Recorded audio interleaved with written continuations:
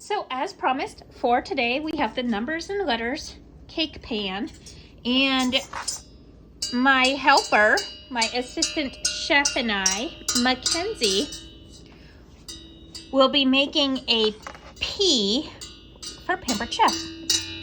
So this pan comes with a whole lot of little pieces that you put into the pan, and that is basically going to exclude the batter from going in it. So the P, it says to put one part there, one part here, and one part here. And see, you can see right here is where the P is going to be. Now it's going to be backwards so that when you flip the cake pan over and get the P out, the bottom will be on the top, which makes for a crisper and more level, not crisp as in crispy, but a better shaped P. The corners are more crisp. We'll put it that way, in the edges. So, my little helper today, she's going to help me make this chocolate cake that we're going to put in that numbers and letters pan. So first, she is going to take the 1 cup of flour, and we have that in our measuring cup. Pour it in a bowl.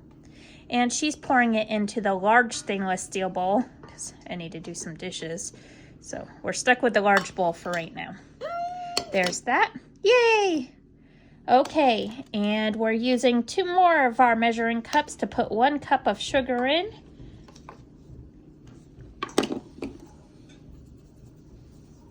Okay.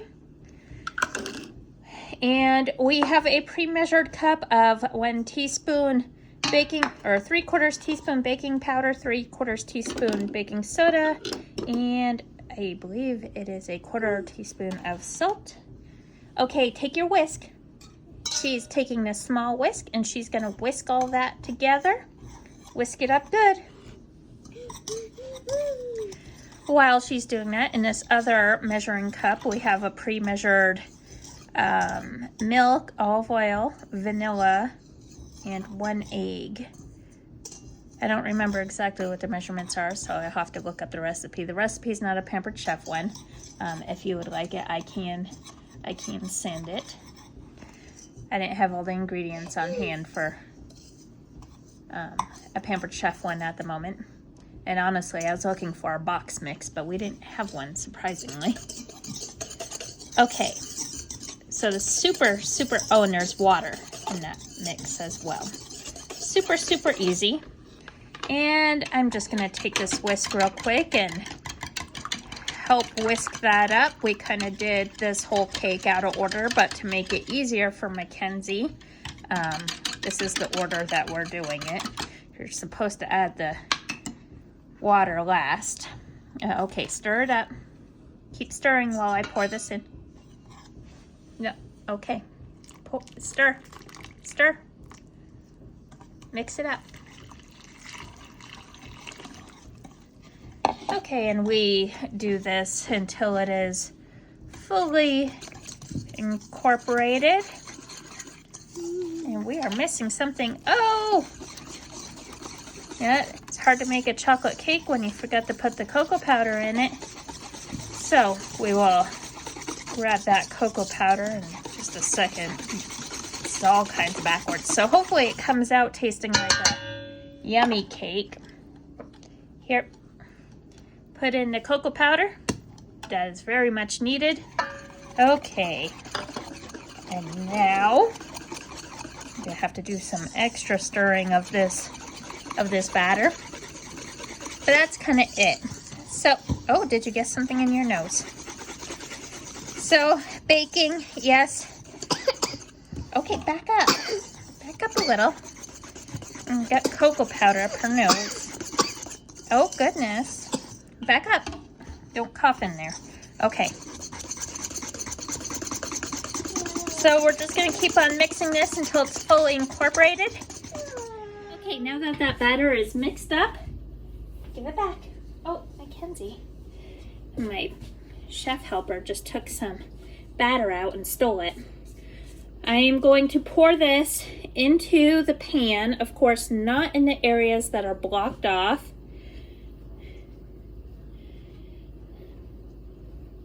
Now, one box mix will make your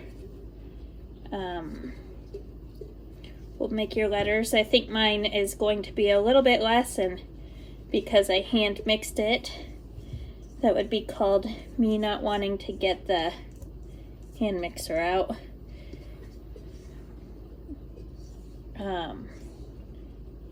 So it might not puff up quite as much, but we shall see once this thing cooks and see how it goes. So now that it is in there, oops, now that it's in here, it looks like this. I'm going to pop it into the oven, and then we'll go from there, and we'll see what this recipe turns out like. Oftentimes baking should be a little more precise and whatnot, but sometimes you can get away with just dumping the stuff in a bowl and dumping it in a pan. We'll see what happens. And this is what happens when the cake is cooking. That little whisk I told you about, she stole. She got chocolate on the table here, and yeah, is that good, Mackenzie? Is that yummy? I guess so. Okay, so this is the pea. It came out of the oven, the backwards pea anyway.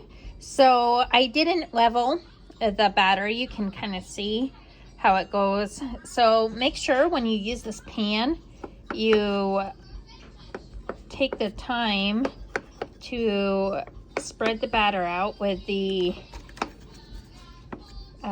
spreader and make sure everything's good. Now what I'm taking is the little this thing. I cannot think of what it's called at the moment, but it's the Pampered Chef cake from edge of pan separator. I'll come up with a name with it when I go look it up.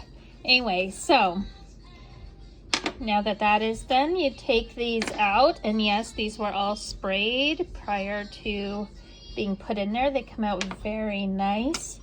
This back here is actually really not bad at all. See, it just comes off.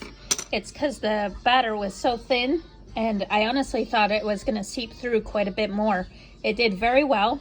I'm guessing because it has these cool little indented pieces here, and that's where all of these squares, they kind of go on here, so when the batter goes in, it holds it down there.